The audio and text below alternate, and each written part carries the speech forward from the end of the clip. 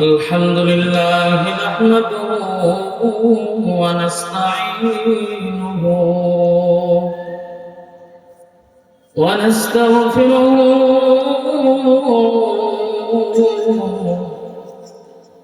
ওয়া নাউযু বিল্লাহি মিন শুরুরি আনফুসিনা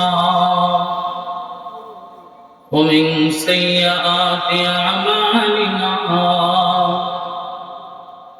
ومن يهده الله فلا مضل له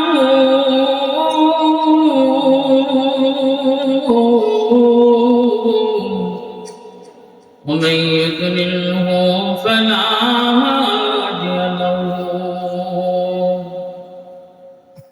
ونشهد أن لا إله إلا الله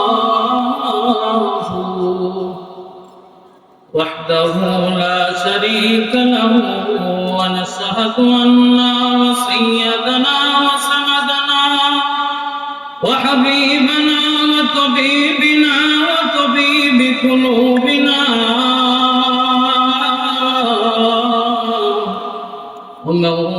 ومولانا محمد أما بعد فأعوذ بالله من الشيطان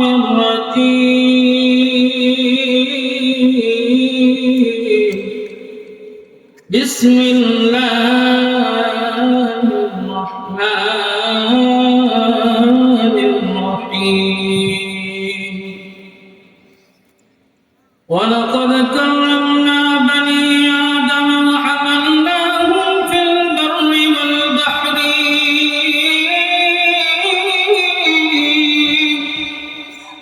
ورزقناهم من الطيبات وفضلناهم على كثير ممن خلقنا تفضيلا وقال تعالى في كلامه المجيد وفرقانه الحميد وقال النبي صلى الله عليه وسلم المرء مع من أحب أو كما قال عليه الصلاة والسلام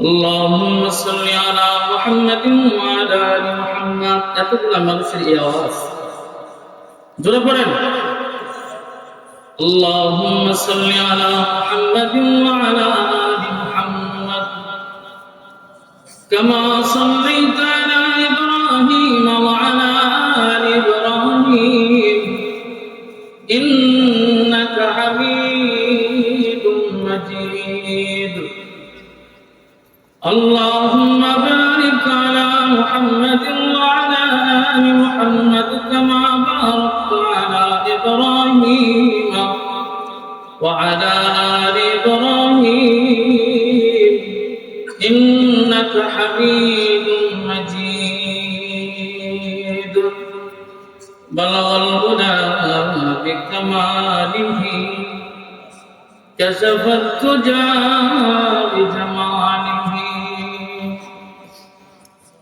حسنت جميع خصاله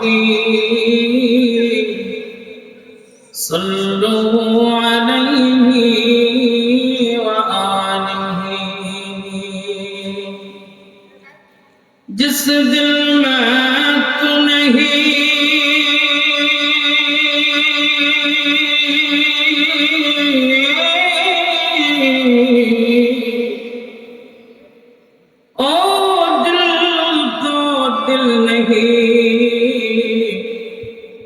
जिस गुल में वो नहीं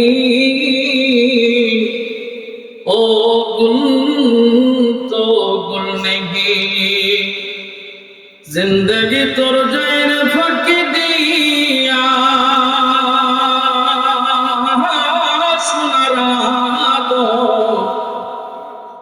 जिंदगी तो चाय फाकी दिया, जिंदगी तो चाय फाकी दिया, सुना रागो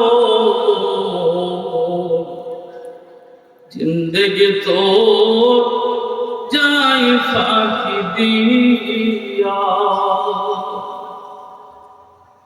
ओ या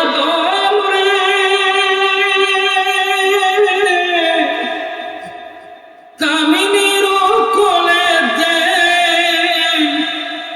কাল ঘুমে ঘুমাইলি রে তুই,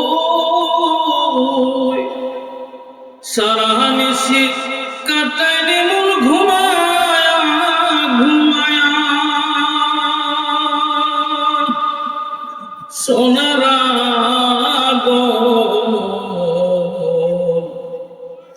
जिंदगी तो जाए फाकी दिया, जिंदगी तो जाए फाकी दिया, सुना रागो जिंदगी तो जाए फाकी दिया। ओ या তোমরে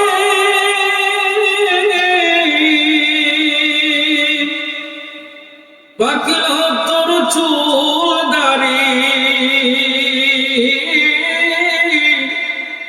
দ্বন্দ্ব আছে গোটা চারি, সমন জারি গিয়াছে করি আরে সোনার जिंदगी तो चाय फाकी दिया, जिंदगी तो जाय फाकी दिया, सोना रागो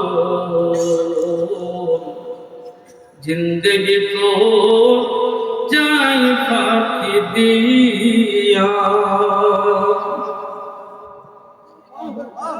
সম্মানিত উপস্থিতি, সময় যেহেতু অত্যন্ত সংকীর্ণ, আসলে এত সংকীর্ণ সময়ে বয়ান করতে হবে এবং আপনাদেরকে বুঝাইতে হবে।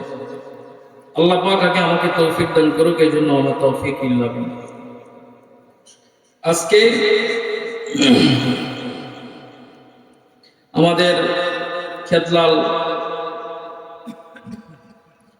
পাইলট হাই স্কুল মাঠে ওলামা ইকরাম এবং যুবকদের পরিকল্পনার মাধ্যমে, যুব শ্রমের মাধ্যমে যে মহতি জালসার আয়োজনটা করা হয়েছে,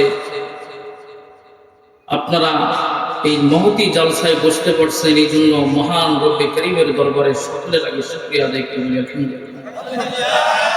আপনারা বসতে পেরে খুশি নেবে যা, এই আয়োজনে আপনারা খুশি নেবে যা। আল্লাহ পাক আমাদের এই খুশিকে জান্নাতে যেন একসাথে কাটানোর জন্য তৌফিক দান করে, সকলেই বলেন আমিন।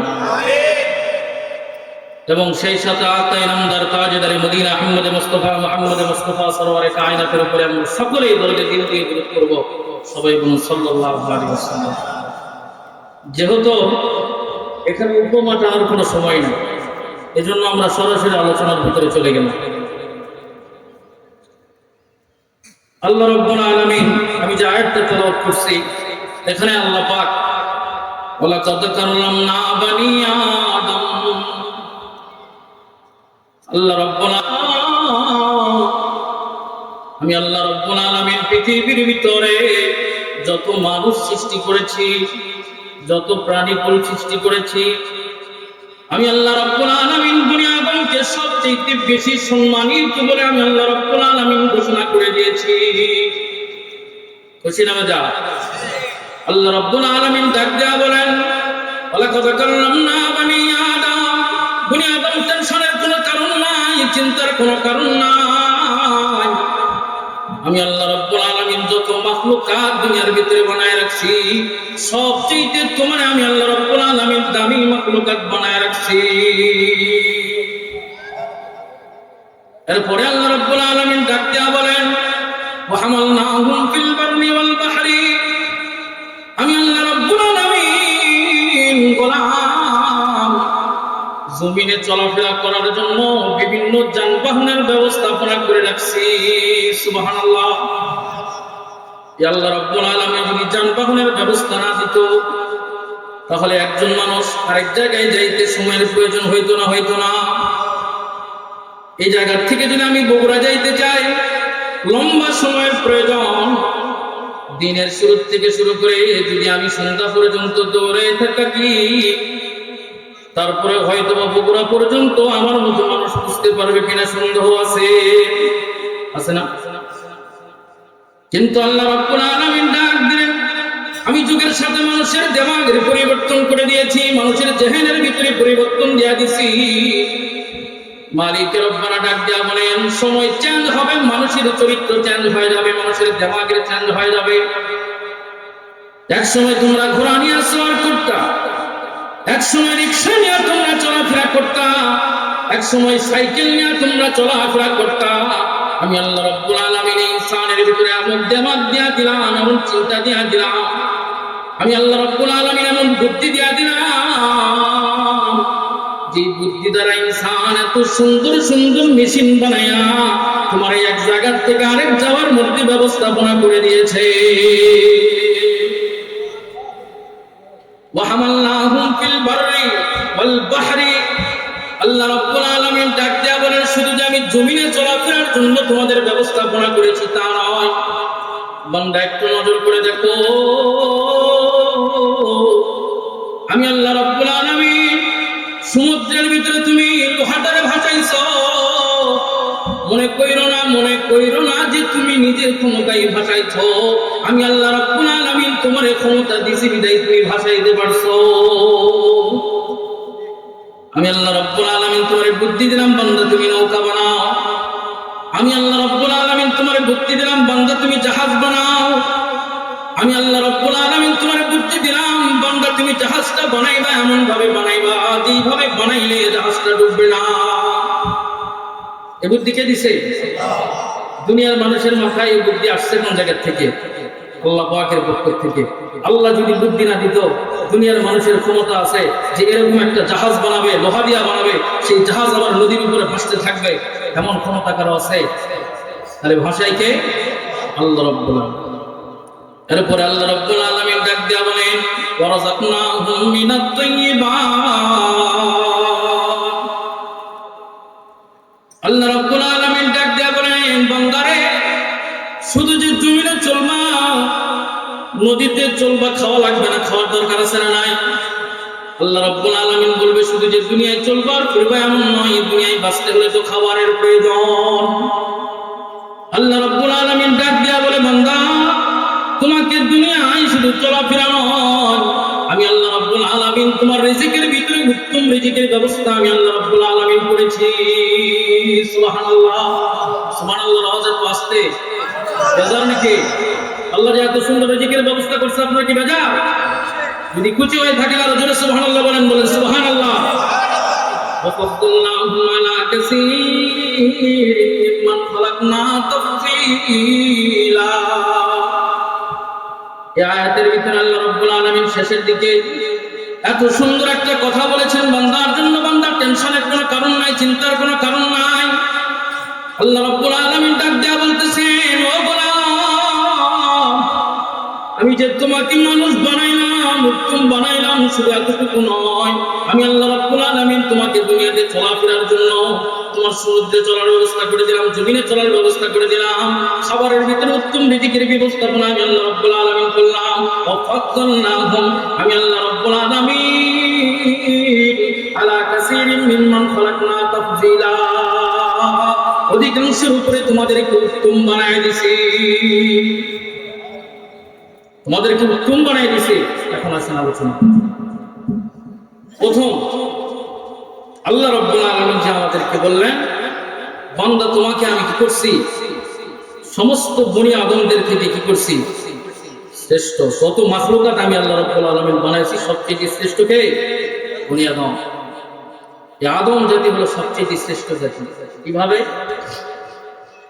আল্লাহ রাব্বুল আলামিন যখন হযরত আদম আলাইহিস সালাতু ওয়াস সালামকে পয়দা করলেন, হযরত আদম আলাইহিস সালাতু ওয়াস সালামের স্ট্রাকচার যখন তৈরি করলেন, আল্লাহ রাব্বুল আলামিন তার ভিতরে রূহ দেওয়ার আগে আল্লাহ রাব্বুল আলামিন নিজের কুদরতি নিজামের মাধ্যমে হযরত আদম আলাইহিস সালাতু ওয়াস সালামের মুখমণ্ডলের চেহারাটা নিজের কুদরতি হাত দিয়ে বানায় দিয়েছেন। সুবহানাল্লাহ। খালাকতাহু বিয়াদি, আমি আল্লাহ রাব্বুল আলামিন এতটুকু চেহারার ভিতরে কোনো ফেরেশতার ব্যবহার করি নাই। আমি আল্লাহ রাব্বুল আলামিন तमाम কুল কায়নাত সৃষ্টির ব্যাপারে কোন বলছি পায়গুন হয়ে গেছে মানুষ। তোমার ব্যাপারে আমি আল্লাহ রাব্বুল আলামিন এক নয়, দুই নয়, তিন নয়, 10টা মাস আমি আল্লাহ রাব্বুল আলামিন সময় নিছি। এক নয়, দুই নয়, 10টা মাস আমি আল্লাহ রাব্বুল আলামিন তোমার মার গর্ভের ভিতরে তোমার স্ট্রাকচার আমি তৈরি করছি। দুনিয়ার কোনো আদমিয়াতের ক্ষমতা নাই, দুনিয়ার কোনো বাচ্চার ক্ষমতা নাই এত সুন্দর করে চেহারা আকৃতি করতে পারে, দ্বিতীয়বার কেউ পারবে না। পারবে? দুনিয়ার কোন কারিগর যদি চেষ্টা করে কিয়ামত চলে যাবে, কিন্তু এত সুন্দর চেহারা আকৃতি দুনিয়ার কোন কারিগর বানাইতে পারবে না। আল্লাহ রাব্বুল আলামিন শয়তানকে ডাক দেয়া বললেন, শয়তান এবার সিজদা কর। শয়তান বলল, আমি হলাম আগুনের তৈরি, সে হলো মাটির তৈরি, সিজদা কেন করব? আল্লাহ রাব্বুল আলামিন ডাক দেয়া বলেন, আমার হুকুম, আমার সিজদা তুমি করবা, তোমার হুকুম দেওয়া হয়েছে তুমি করবা। কুল ফেরেশতা সিজদা করেছে, তুমিও সিজদা করবা। শয়তান যেহেতু সিজদা করে না, আল্লাহ রাব্বুল আলামিন ঘোষণা করে দিলেন, আজ থেকে তুমি বিতাড়িত শয়তান। আপনার ইজ্জত ততক্ষণ পর্যন্ত ঠিক থাকবে, আপনার আদমিয়াতের গুরুত্ব ততক্ষণ পর্যন্ত ঠিক থাকবে। এর মানে বোঝা গেল যতক্ষণ পর্যন্ত আপনার হুকুম পালন করবেন আল্লাহ, আল্লাহর হুকুম যতক্ষণ পর্যন্ত বান্দা পালন করবে ততক্ষণ পর্যন্ত বান্দার গুরুত্ব থাকবে। আপনি একটু আগায় আসেন, মহব্বতের সাথে একটু আগায় আসেন। কোন দিন জানি মরণ আসে রে, তারিখ জানা না,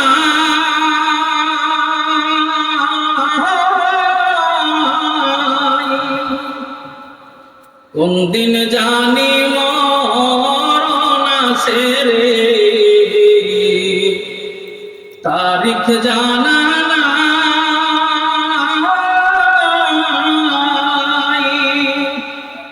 মরণ কালে বিপদ হইলে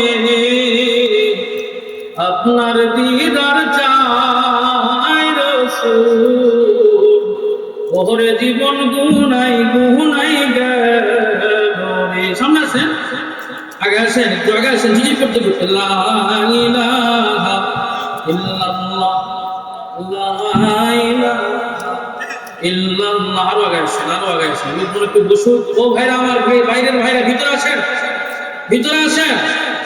ভিতরের ফজিলত তো বড় বেশি। জান্নাতের কথা যখন বলা হবে দৌড় দিবেন। যদি কিয়ামতের কঠিন ময়দানে আল্লাহ বলে বসে যে আমি এখানে কোরআনের মজমা বসাইছিলাম, বান্দা তুমি কোরআনের মজমার ইজ্জত করতে পারো নাই, আল্লাহ রাব্বুল আলামিন অপরাধে যদি তোমাকে আমাকে দোষী বানায় দেয়, কিয়ামতের কঠিন ময়দানে কিন্তু আল্লাহর কাছে জবাবদিহিতা করার আমার যোগ্যতা নাই। এজন্য কোরআনের বেইজ্জতি যেন না হয়। সকলে আমরা ভিতরে চলে আসি, আগে আসি একটু। আল্লাহ রাব্বুল আলামিন বললেন, বনি আদম, তোমার গুরুত্ব ততক্ষণ পর্যন্ত থাকবে যতক্ষণ পর্যন্ত তুমি মালিকের হুকুম মানবে। যদি মালিকের হুকুম না মানো তাহলে বিতাড়িত শয়তান।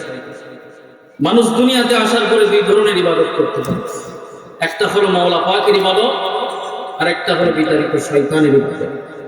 যারা মাওলা পাকের ইবাদত করবে তারা জান্নাতি, আর যারা শয়তানের ইবাদত বন্দেগী করবে তারা কি?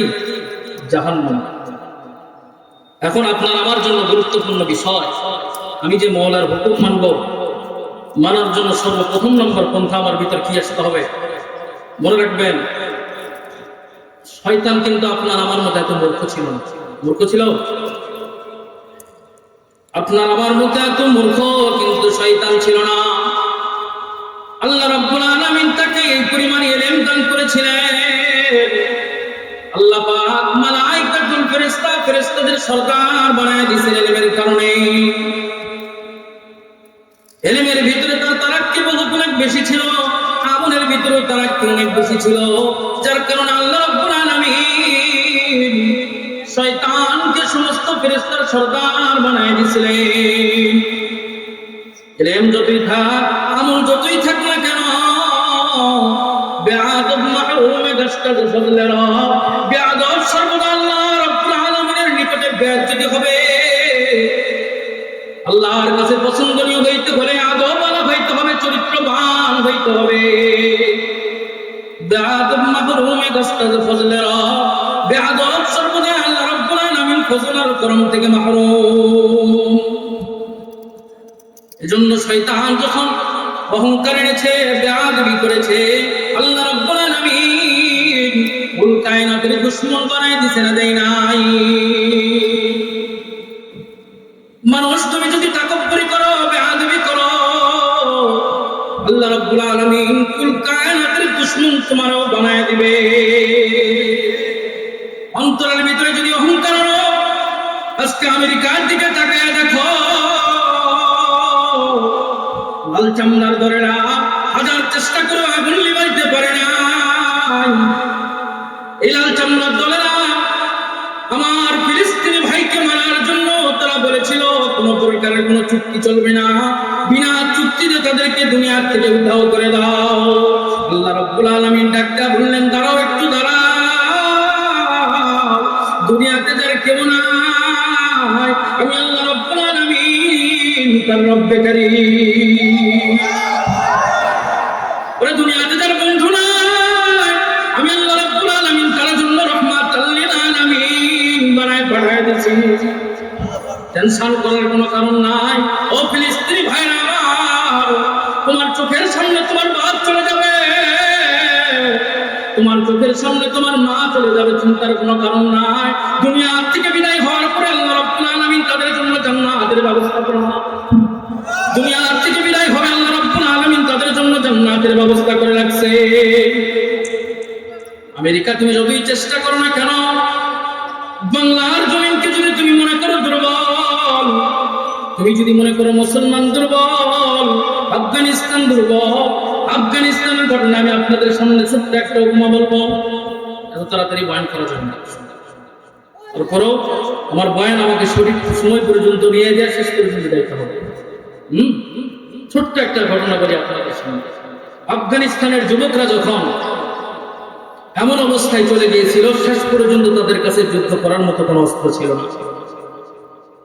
তারা কি বলেছিল যে যুদ্ধ করার মতো কোনো অস্ত্রের প্রয়োজন নাই, তোমরা বালি হাতে নিবা, শাহ হাতে বুঝু বলবা, যেরকম আল্লাহ নবী বলেছে, তোমরাও বলবা, সুরে মারবা, এক একটা বালি কোনো তাদের জন্য বোম হয়ে যাবে।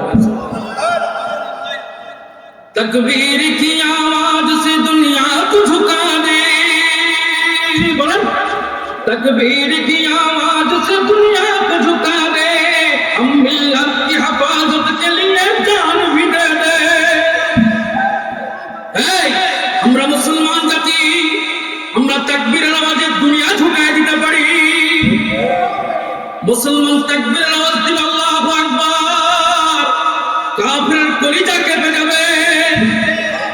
हम तकबीर की आवाज से दुनिया को झुका दे, मिल्लत की हिफाजत के लिए जान भी दे दे। আমরা মিল্লাতের হেফাজতের জন্য নিজের রক্ত পর্যন্ত দিয়েছি। আমরা মুসলমান জাতি পিছে হটার জাতি না। हम मिल्लत की हिफाजत के लिए जान भी दे दे। আমরা নিজের মিল্লাতের হেফাজতের জন্য নিজের জান পর্যন্ত কুরবান করে দিতে পারি। অতএব মুসলমানের রক্ত 1 টাকা 2 টাকা দিয়ে কিনা যায় না।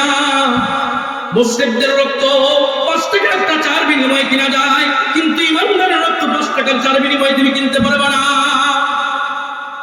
একজন মুনাফিকের রক্ত তুমি 5 টাকার একটা 4 বিনিময়ে কিনতে পারবা, কিন্তু ইমানদারের কোনো দাম তুমি দিতে পারবে না। ইমানদারের দাম আল্লাহ রাব্বুল আলামিনের কাছে সবচেয়ে বেশি। এইজন্য আদমিয়াত ততক্ষণ পর্যন্ত টিকে থাকবে, আদমিয়াত সম্মানিত ততক্ষণ পর্যন্ত হবে যতক্ষণ পর্যন্ত আদমিয়াতের ভিতরে ঈমান থাকবে। মুসলমানের ভিতরে যদি ঈমান থাকে তাহলে মুসলমানের দাম আছে, মুসলমানের ভিতরে যদি ঈমান না থাকে 5 টাকার চার কাছে যদি ইমান বিক্রি হয়ে যায় তাহলে মুসলমানের দাম নাই। কিন্তু ইমানদার যদি হয়, এ মুসলমান কালো হোক, পেটে হোক, এ মুসলমান অসুন্দর হোক, এ মুসলমানের গলার আওয়াজ অসুন্দর হোক, এ মুসলমানের কণ্ঠ সুন্দর হোক, কিন্তু আল্লাহর কাছে এই মুসলমান সবচাইতে দামি। ছোট্ট একটা ঘটনা বলবো। পৃথিবীর ভিতরে সবচাইতে যেই মানুষটা আপনার আমার শোনা উঠে, যে মানুষটা অসুন্দর কিন্তু আল্লাহ রাব্বুল আলামিনের কাছে সবচাইতে বেশি দামি, সে কে ছিল? হযরত বেলাল রাদিয়াল্লাহু তাআলা। এত দাম ছিল তার। যখন ফাতিমা মক্কার বিজয় হয়ে যায়, আল্লাহ রাসূল সাল্লাল্লাহু আলাইহি সাল্লাম বলেছিলেন আজকের বিজয় আজান কে দিবে? সাহাবায়ে কেরাম বলেছিল যে আবু বকর আপনার সবচাইতে নিকটবর্তী, তাহলে ফাতিমা মক্কার আজানটা আবু বকর দেখ। আল্লাহ রাসূল বলছেন না, তারা আবু বকর না দিলে ওসমান দেখ, বলে ওসমানও না, বলে তা না হলে আলী দেখ, তাহলে ওমর দেখ। চারজন সাহাবী তো আপনার কাছে সবচেয়ে পছন্দনীয়, এদের মধ্যে থেকে কেউ একজন দেখ। আল্লাহর নবী সাল্লাল্লাহু আলাইহি ওয়াসাল্লাম ডাক দেয়া বলেন, আজকের বিজয়ের আজান যিনি দিবেন তিনি হলো হাবশী থেকে আসা কালো কুৎসিত একজন মানুষ, আমার বেলাল। সুবহানাল্লাহ। বেলালের ব্যাপার আসছে, চেহারা তো সুন্দর নয়। আল্লাহর নবী সাল্লাল্লাহু আলাইহি ওয়াসাল্লাম বলে, বেলাল কিয়ামতের কঠিন ময়দান যখন কায়েম হয়ে যাবে রে, বেলাল আমার আগে আগে জান্নাতে চলে যাবে। সাহাবারা বললেন, বেলাল কেমন করে আগে আগে জান্নাতে যাবে গো রাসূল? আল্লাহর নবী ডাক দেয়া বলে, আমি যে উটের উপরে সওয়ার করব, বেলাল ওই উটের রশি ধরে ধরে আমার আগে আগে জান্নাতে চলে যাবে।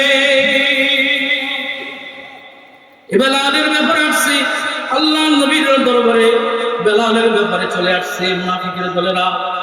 আল্লাহর নবীর দরবারে অভিযোগ চলে আসছে, একজন গোলামের মাধ্যমে আজান হয়, এটা আমাদের ভালো লাগে না। মক্কার আজান, মদিনার আজান, মসজিদে হারামের আজান দিবে একজন যোগ্য মানুষ, কোন গোলামের মাধ্যমে আমরা মসজিদে হারামের আজান চাই না।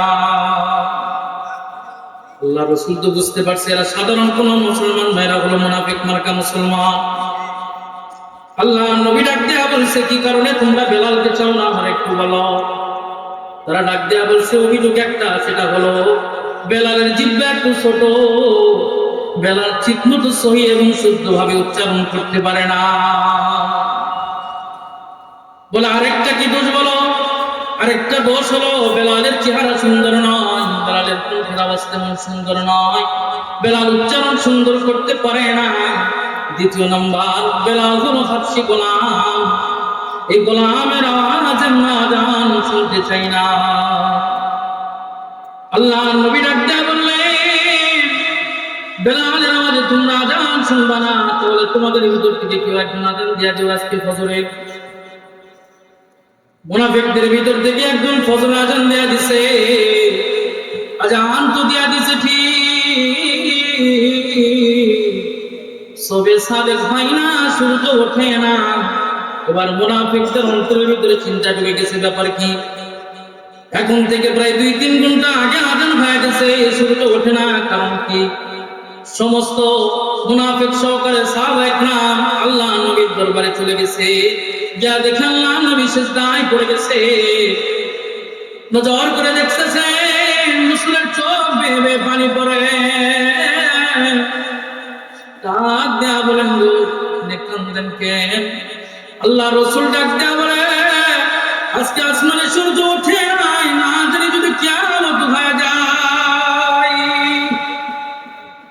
সমস্ত সাহাবীরা বেচैन হয়ে গেছে। এবার সাহাবীরা নজর করে দেখে, সমস্ত সাহাবীরা যখন বেচैन, মুনাফিকরা এবার ভয়ের ভিতরে চলে গেছে। তারা ডাক দেয়া বলতেছে, যদি আল্লাহ রাব্বুল আলামিন এই অবস্থার ভিতরে আমাদেরকে মাওলা পাকের গজব দিয়ে শেষ করে দেয়, তাহলে তো আমাদের অবস্থা বহুত খারাপ হয়ে যাবে।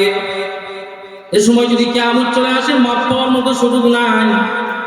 সঙ্গে সঙ্গে আল্লাহ রাসূলকে বলে, আল্লাহর নবী আপনি তো আল্লাহর কাছে আরজ করেন না যেন আল্লাহ রাব্বুল আলামিন একটু সূর্যটা উঠায় দেয়। আল্লাহ রাসূল বলে, এখন কেন? যাও, তোমরা না বেলাল আযান দিতে দিবা না, যাও সূর্য উঠাও। এদিকে জিবরাইল আলাইহিস সালাম আল্লাহর নবীর কাছে চলে আসছে।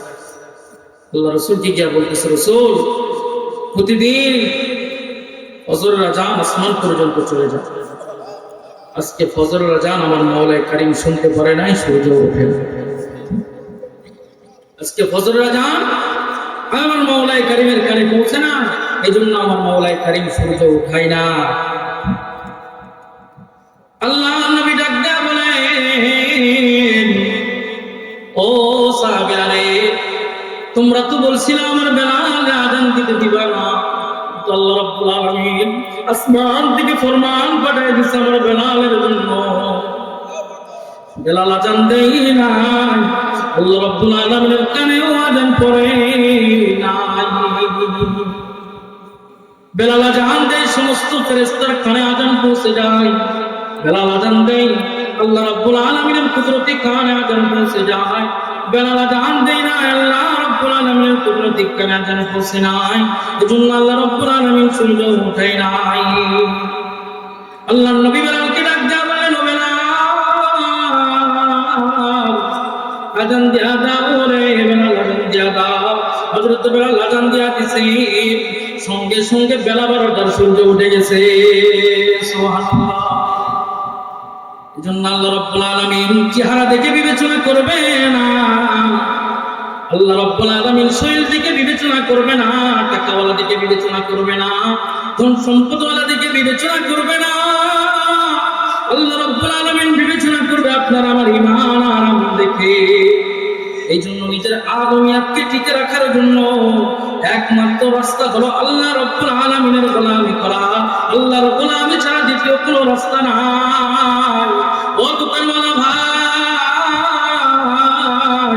ও আমার কলিজা আম্মা জানরা, ও আমার যুবক ভাইরা, কলিজার টুকরা যুবক, ও আমার বৃদ্ধ বাবা রে, আজকে যৌবন কাল ছিল, কত আরামায়েশের জিন্দেগি পালন করেছেন, বয়স হয়েছে, নামাজ ঠিক মতো পড়তে পারেন না, হাত দিয়া জমিন থেকে চালা দিয়া উঠতে হয়। আল্লাহ রাব্বুল আলামিন ডাক দেয়া বলে, টেনশনের কোনো কারণ নাই, যুবককাল আমাকে দান করে দিয়েছো বান্দা, আমি আল্লাহ রাব্বুল আলামিন তোমার এই বৃদ্ধকালের ইবাদত করা যুবককালের সঙ্গে তারাজ্জু দিয়া কবুল করে নিব। বলেন সুবহানাল্লাহ। আমরা তো মুসলমান, আমাদের ভিতরে ঈমানের তারাক্কি থাকা দরকার, কিন্তু আজকে আমরা হারামের তারাক্কি করি, আজকে আমরা নাফরমানের তারাক্কি করি, আজকে আমরা ধূর্ত বলার গান বাজাইতে ব্যস্ত, আজকে আমরা জাহান্নামে যাইতে ব্যস্ত, আজকে আমরা গুনাহ কাজ করতে ব্যস্ত, আজকে আমরা ইফতিজিংয়ে ব্যস্ত, আজকে যুবক আমি গুনাহ কাজে ব্যস্ত, আজকে যুবক আমি মাওলার কানে সর, মাওলার কথা শুনি না, মাওলার কথার উপরে কোনো আমল করি না, চিন্তা করি আরো বাঁচবো, আরো বাঁচবো। চোখের সামনে কত যুবক দুনিয়ার থেকে বিদায় হয়ে চলে গেল রে, চোখের সামনে কত যুবক দুনিয়ার থেকে বিদায় নিয়ে চলে গেল, দুই হাত দিয়া কত যুবকের মাটি দিয়া দিলা, আর কোনদিন তারা আসে না, আর কোনদিন আসবেও না। আমার মসজিদের পাশে খবর, আমি বিকালবেলা যখন মাঝে মাঝে মসজিদের পাশে চেয়ার নিয়ে বসি, একটাবার খবরের দিকে তাকায়া চিন্তা করি, হায়রে দুনিয়ায় যখন মুসিবতের ভিতরে পড়ি, আব্বার কাছে গিয়ে আবদার করি, আব্বা গো আজকে আমার টাকার প্রয়োজন, টাকা দেন না। মার কাছে গিয়ে আবদার করি, মা আমার দুঃখের সময় আমাকে একটু সহযোগিতা করে। কিন্তু এই কবরের ভিতরে যে মানুষটা ঢুকে আছে, এ মানুষটার কত বড় কষ্ট, হাজারো দিন যায়, রাত যায়, বৃষ্টি চলে যায়, বাদল চলে যায়, একটাবার মাকে মা বলে ডাক দেয়া বলতে পারে না, ও মা আমার কবরে একটু ছাতা ধরার কেউ আসেনি। একটাবার বাবারা ডাক দেয়া বলতে পারে না, আমার কবরের আযাবটা নিবানোর জন্য তোমরা কেউ আসনি। এই জন্য কবরে যাওয়ার আগে কবরের প্রস্তুতি নিতে হবে, কবরে যাওয়ার আগে মাওলানা পাকের সঙ্গে সম্পর্ক টাইট রাখতে হবে। সম্পর্ক যত ভালো হবে, মাওলানা পাকের সঙ্গে সম্পর্ক যত ভালো হবে, মাওলার ফজল ও করম তত বেশি হবে, মাওলার দোয়া তত বেশি হবে, হিসাবে ইয়াসিরা তত বেশি হবে। আল্লাহ রাব্বুল আলামিন যতটুকু সময়, এতটুকু সময়ের ভিতরে আপনাদেরকে যতটুকু বুঝাইতে পারছি, আমি অদমকে আগে আমল করার তৌফিক দান করুক, এরপরে সাথে সাথে আপনাদেরকে আমল করার তৌফিক দান করুক। ওয়া আখিরু দাওয়ানা আলহামদুলিল্লাহি রাব্বিল আলামিন। আসসালামু আলাইকুম ওয়া রাহমাতুল্লাহি ওয়া বারাকাতুহু। আলহামদুলিল্লাহ।